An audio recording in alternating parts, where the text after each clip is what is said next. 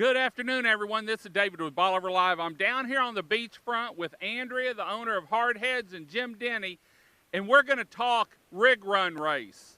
It's happening August 17th here on Bolivar Peninsula, and it's something you're not going to want to miss. But first, this Bolivar Live is brought to you by Crystal Beach Golf Carts.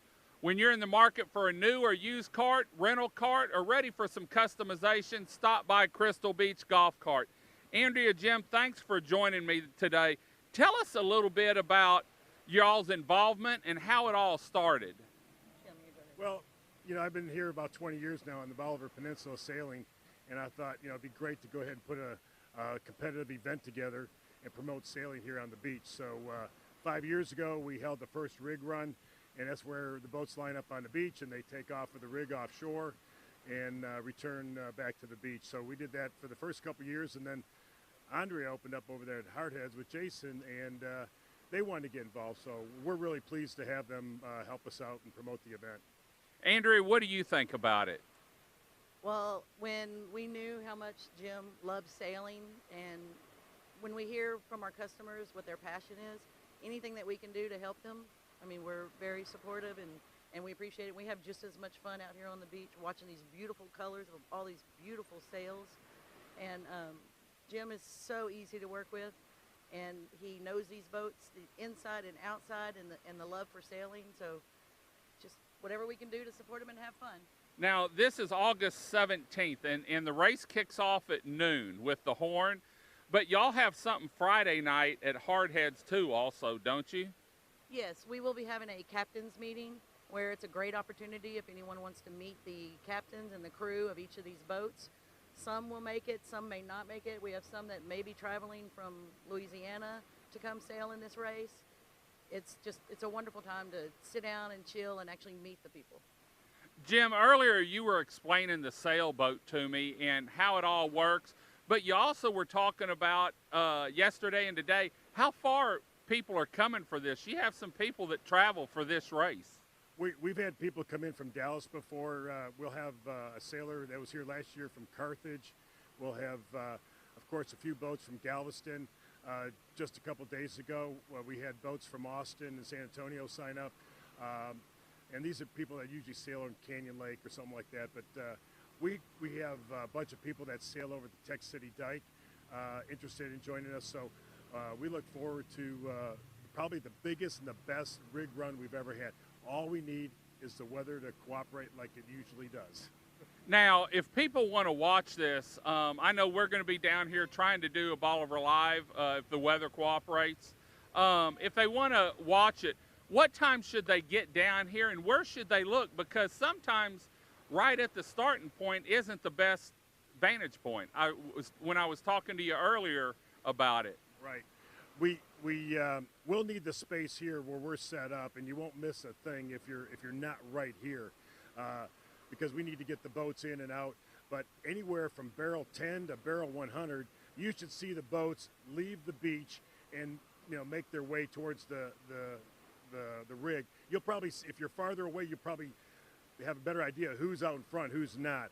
But right down here where we get set up and launch, we'll have an east side and a west side.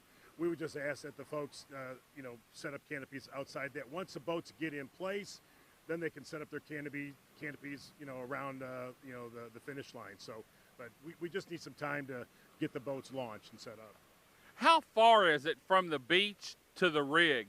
And then you can multiply, actually, probably 3 or 4 times with the tack-in, but how far is it in a straight line from here to the rig? My estimates that I've seen online, through Google Map, is probably 2.75 miles.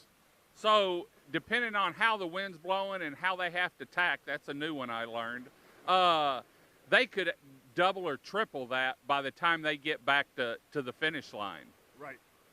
Typically if the wind's coming straight from the rig, that's like a southeast wind, and so you're going to have to go to a 45 degree, and how far out do you go? If you don't go far enough, you won't be able to clear the rig, and you have to tack a couple more times. If you go too far, then you're giving up valuable time, that you didn't need to. So, boats will, sail if it's coming on shore far to the east and far to the west. So rarely do we get an offshore wind, and those are not, for this area, it's not usually the best wind to sail in. Now, when it starts, there's a Portsmouth rating for each sailboat, and that's something that I didn't know. So when the sailboats leave, they could be all different sizes, but it goes by that rating. And even though one came in first, he could actually come in last because of that rating, or come in further down the line, or actually come in second and actually win the race. Am I thinking right? Right. Usually the smallest boat would typically probably be your slowest boat. It would have a higher rating. On the Hobie Cat that you see behind me, it's a Hobie 16. It'll have a .76 rating. The taller boats, the 18 foots and the 20, they may have a 620 or a 590 rating, especially if they're flying the third sail, the spinnaker. And so they would have to get back to the beach, several minutes before a slower boat in a rating, would get back in order to win.